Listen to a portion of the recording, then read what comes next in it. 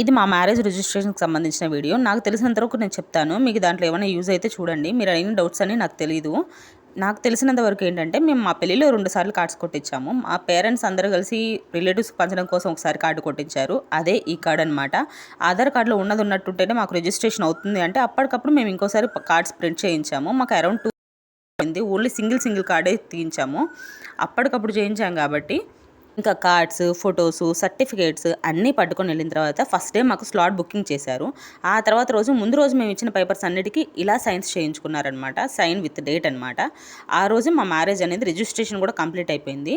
మనం ఇంకా అక్కడ రిజిస్ట్రేషన్ ఆఫీస్లో ఏమేమి ప్రొవైడ్ చేయాలి అంటే, మన పెళ్లి కార్డ్స్, మన పెళ్లి ఫొటోస్, ఇంకా Aadhaar card, 10th mark list, ఇంకా మనతో పాటు ఎవరైతే సాక్షి సంతకం పెట్టడానికి 3 వ్యక్తులు వస్తారో ఆ ముగ్గురు ఆధార్ కార్డ్స్ కూడా ఇవ్వాలన్నమాట. ఆ ముగ్గురు ఆధార్ కార్డ్స్ అన్ని ఇచ్చిన తర్వాత మనకి ఫస్ట్ స్లాట్ బుకింగ్ అనేది కంప్లీట్ అవుతుంది. స్లాట్ బుకింగ్ కంప్లీట్ అయిన తర్వాత మనకి డేట్ అండ్ టైం ఇస్తారు. ఆ రోజు వెళ్ళి రిజిస్ట్రేషన్